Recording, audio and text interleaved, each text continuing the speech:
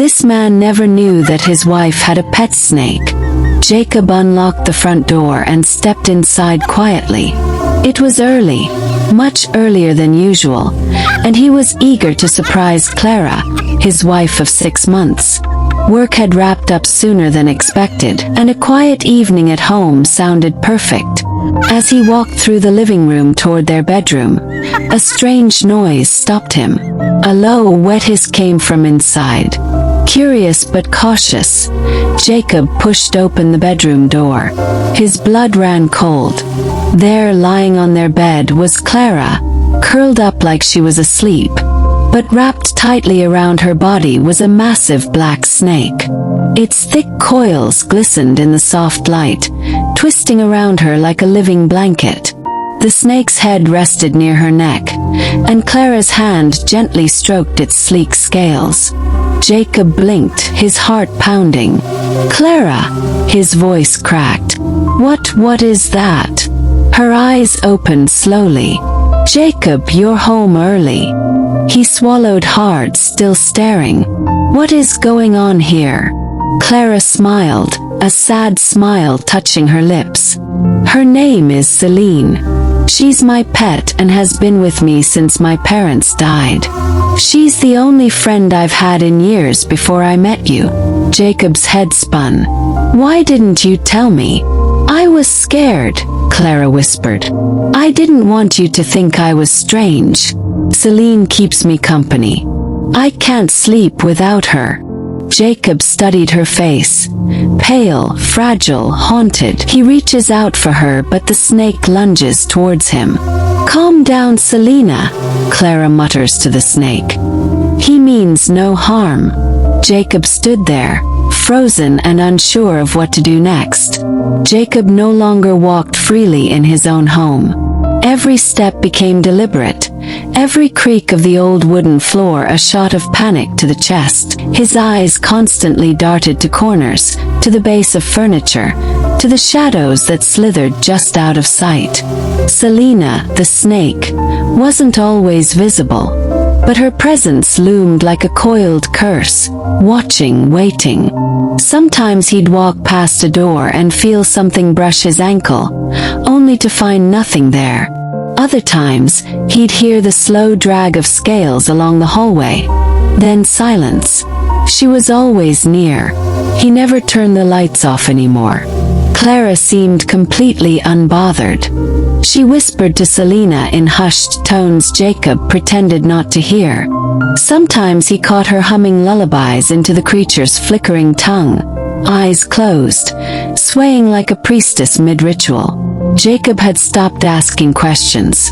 He no longer raised his voice, didn't press her when dinner was skipped, didn't react when she slipped away in the middle of the night and returned smelling of smoke and earth. He moved like a guest in a sacred temple where the wrong step might mean death. Even in bed, he slept stiffly on the edge, afraid of what might crawl between them.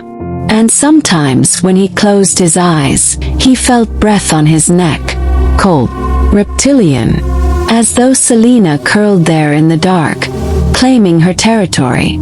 Jacob didn't live in a marriage anymore. He lived in a habitat, and he was no longer sure if he was the husband or the prey.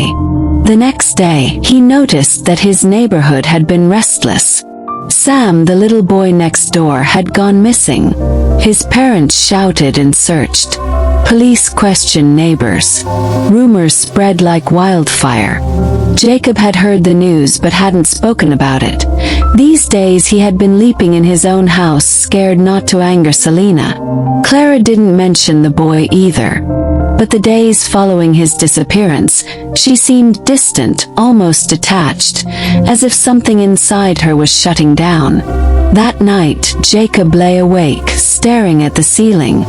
Then from the bedroom came the faint hiss of Celine. The sound was comforting and terrifying all at once. He tried to push the thought away. But something about Clara's calmness didn't sit right. The following evening, Jacob sat in the living room pretending to watch TV. He waited, his ears alert.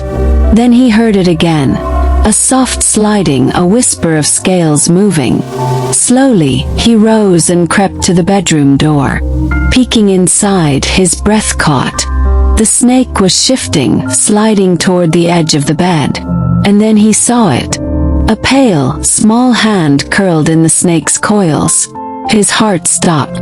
He pushed the door open. Celine hissed sharply and slithered off the bed with terrifying speed. Clara rushed toward him, her eyes wide with panic. "Jacob, wait, don't come in," she shouted, arms outstretched, trying to block his view. But it was too late. The sheets were twisted, soaked with sweat, and something else. Selina had coiled tightly around the limp, pale hand, now half pulled beneath the covers. Jacob's eyes fell on the boy, Sam, lying motionless on the floor. "Clara!" His voice broke. She appeared in the doorway, pale but steady. "What's going on here?" he demanded. She looked away, her voice trembling. "You don't understand." Clara grabbed his arm, trembling. "She's not hurting anyone. You don't understand. This is how she loves." Jacob recoiled. Something primal in him screamed, "Run!" His anger boiled.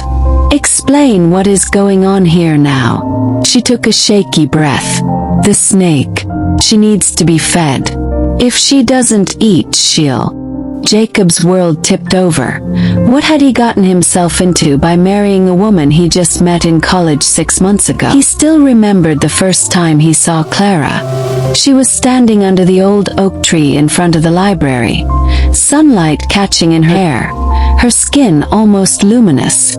She wore a fitted black dress that clung to her soft, curvy frame like a second skin. Her eyes were impossibly light, a silver gray that shimmered like moonlight. Every guy on campus noticed her, but she noticed him. Or at least, that's what he told himself when she smiled faintly in his direction one afternoon. He approached her, his heart pounding, already planning what he'd say. But before he could stumble through his name, Clara turned to him with a half smile and said, "You're brave. Most men just stare. They're never bold enough to approach me." She was enigmatic. Her voice was soft but sharp like a silk blade. He asked her out and she said yes. But she gave him some rules. "I don't do late-night calls," she said. "I don't like surprises. And you must never come to my house." Jacob laughed, thinking she was teasing. "Why? Afraid I'll see something embarrassing?" Clara stared at him for a moment too long. "Msaib," she said softly. "More so because I don't like men in my private space." He should have walked away. But how could he? She was the most beautiful woman he'd ever seen. Elegant, confident, mysterious. Her strangeness only made her more intoxicating. And when she agreed to be his girlfriend, he felt like he'd won some secret lottery. Within weeks, he was obsessed. When she finally invited him into her world, when she said yes to marriage, he hadn't hesitated. He didn't even question her background. Looking back now, it wasn't love. It was infatuation. A dangerous, blinding kind. He tried to yell at Clara for what she had done to Sam, but Selina lunged at him again, but Clara stopped her. "If you make it lunge at you again, it'll definitely eat you up. I won't be able to control it again," she said so casually, as if she hadn't just murdered a human for her pet. Left with no choice, he's forced to keep quiet. In the days that followed, Jacob watched Clara with growing dread. He saw her carry strange bundles at night. He noticed how she whispered to Celine, how the snake's hunger seemed endless. One night, he followed her to the backyard.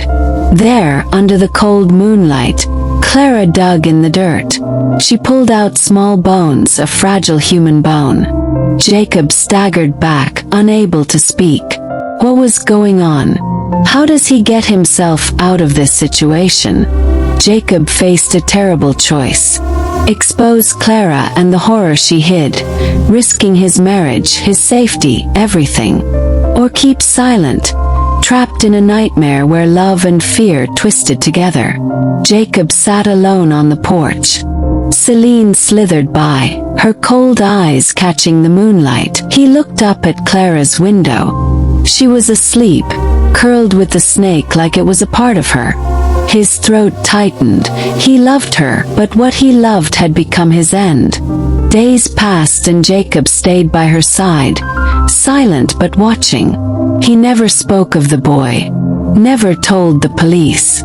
Celine's eyes followed him, and every night, Jacob wondered if the darkness would ever leave their home. His hands trembled in his lap as he watched them. He couldn't take it anymore. The boy's hand, the rituals, the lies, the fear that chewed at him every night like termites eating through his spine. He stood slowly.